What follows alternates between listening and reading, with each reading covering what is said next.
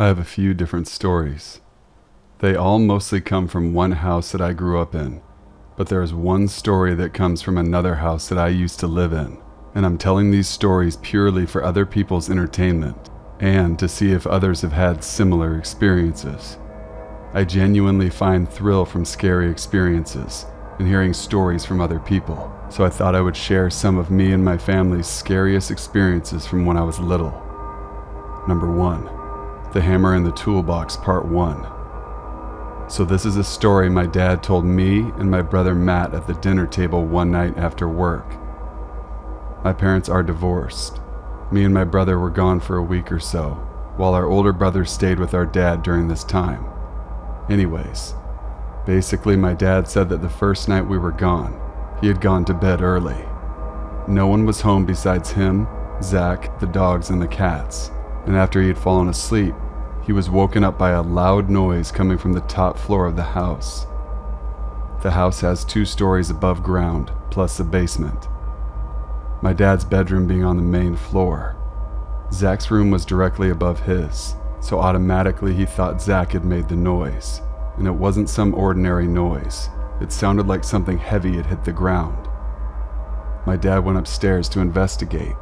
Nothing seemed wrong at first, so he went into Zach's room to find Zach dead asleep. This confused him, so he went over to the monster room that was next to Zach's bedroom, which was an unfinished storage closet. This is where our toys, school supplies, and some of his household tools were stowed away. It was scary at night though, so we called it the monster room. When my dad stepped into the closet, he found his hammer on the ground, which in his head didn't make any sense, because my dad kept his tools, including the hammer, locked inside his toolbox at all times. But because it was late and my dad had to get up early, he simply put the hammer in the toolbox, walked downstairs to grab his keys, and then walked back upstairs to lock the toolbox, placing it back on the shelf. Part 2. So again, still telling us at the dinner table, my dad continued to tell us how it happened the second night, and this time both him and Zach woke up to the noise.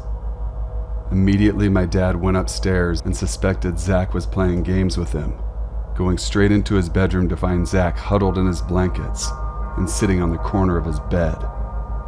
Zach was denying it in fear, and so my dad went to check the monster room again. And this time, the whole toolbox had fallen, and all the tools were scattered on the ground.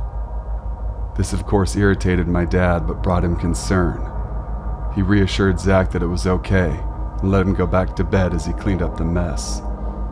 He then made his trip downstairs and back to grab his keys, locking the toolbox and setting it back on the shelf, but tucked it away this time. My dad then went back to his bedroom to sleep. This time, however, my dad couldn't sleep as easily, and toward the crack of dawn, my dad said he remembered hearing a voice say, "Get out," next to his ear. Nothing else happened for the rest of the night. My dad didn't leave. He just responded in anger before rolling over and closing his eyes. He said he had a rough time sleeping and getting up for work because of the night he had.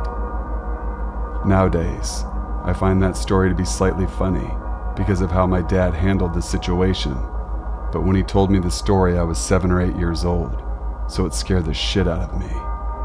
Footsteps. So this was an experience I had in the same house around the same time. It was me, my dad, and my 2 brothers, including our animals. But here's the thing. The cats were locked in the basement due to breaking valuables that decorated the main floor dining room, and the dogs always slept with my dad, and he keeps his door shut. At this time, my bedroom was down the hall from my dad's. Zach's was still above his, and Matt's was directly above mine. So, this night, while everyone must have been asleep, I kept hearing footsteps from upstairs, and I knew my brothers to mess around at night and go into each other's rooms to do God knows what, so I automatically suspected that that was them. So cautiously, I went upstairs to tell them to shut up and stop walking around, but as soon as I got upstairs I noticed that no one was in Matt's room, causing me to walk across the day room and towards Zach's room. Inside, the both of them were asleep. I even woke them up to ask if they had been walking around, which they adamantly denied. So scared as fuck, I hurried back upstairs and jumped into my bed. Something told me to face away from the door, so I did, laying dead in the middle of my bed, eyes squinted shut while I faced my body towards the wall. I wasn't able to sleep, and what doubled the fear was when I heard the same footsteps once more. I cried until I passed out eventually. The next day I asked my brothers if Matt had gone back to his room after I left them alone, and they denied it. And then they revealed that Matt refused to sleep in the room because he had repeatedly had nightmares in that room or couldn't get enough sleep due to feeling as if someone was watching him. The Watcher in the Trees. So this takes place in a different house, one that me and my brothers lived in along with our mother. We're a bit older in this story. I believe I was either 10 or 11 years old. Anyways, the previous owner of the house had described 3 different ghosts claiming he could see them. One was a little boy, the other being a grown man, and the last one being an unknown person who sat in the trees that surrounded the backyard and driveway. This obviously freaked me out to no end. I couldn't sleep alone. I always slept with my mom because my bedroom was facing the backyard. My brothers, on the other hand, decided to sleep on the main floor, while me and my mom slept on the second floor. One morning around 3 a.m., my brother Zach and my mom were up as my mom was getting her things ready for work. She worked at a prison a block from our house and had to show up early to the facility to get the lights on and breakfast prepared. So yes, 3 a.m. That's a lot of food for her and only a few others to make. But as I was saying, her and Zach were having a civil conversation as they walked outside. Usually my mom has her smoke on the back patio, but my mom felt all the hairs on her neck stand up, so she grabbed Zach and told him to run to the car. When they got back in the car and had both doors shut, Zach was freaking out. While he was venting and expressing his fear, they heard a thud against the driver's window. This caused my mom to grab her phone, turn the flashlight on, and face it towards the window. The light ended up revealing a handprint. My mom even took a photo, which sadly she doesn't have anymore, so I can't show it. But I believe them because Zach stopped sleeping on the main floor, and both him and Matt started sleeping upstairs with us after that. This past Friday was our last day of school. It was a weird day to start. My mom usually picks me up from school, but she had a work meeting, so I got a ride home from one of my friends. I live in a gated community and the security guards are usually pretty nice about letting people in without a pass, as long as you either call ahead or have one resident in the car with you. It's not an extremely far walk to my house, but long enough.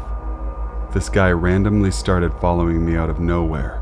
He was maybe 17 or 18 years old. I've never seen him before, so I really can't say for a fact. He started acting weird, almost like he was trying to hit on me. He started asking me things like my name, which house I lived in, and if he could have my phone number. I just pulled my phone out and fake texted to hopefully make him lose interest. He got super close to me and asked why I was ignoring him. I thought about walking up to one of my neighbor's houses to make it seem like I was home, and he wouldn't follow me. I opened my contacts to call my dad to see if he was home to come and pick me up. Then this weirdo started touching my phone screen to throw off what I was doing.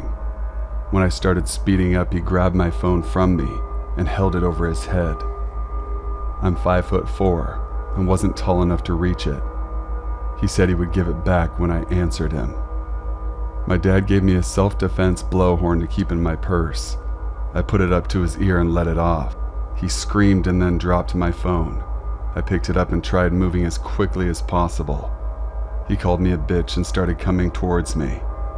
Thankfully, my dad and one of his friends pulled up in his truck. They both got out and came over to check on me. My dad just grabbed me and pulled me to the truck, and his friend grabbed the guy by the sleeve, but he got free and ran away. I've never been more relieved to see 2 people in my life. My dad dropped me off back at our house and went to complain to security about the guy and the fact that I couldn't be driven to the house. In a way, I feel like I may have overreacted to the whole thing, but in another way I think I underreacted. Well, thank you for reading. Thank you guys for watching and listening. If you guys would like this channel to continue, please send in some scary stories for me.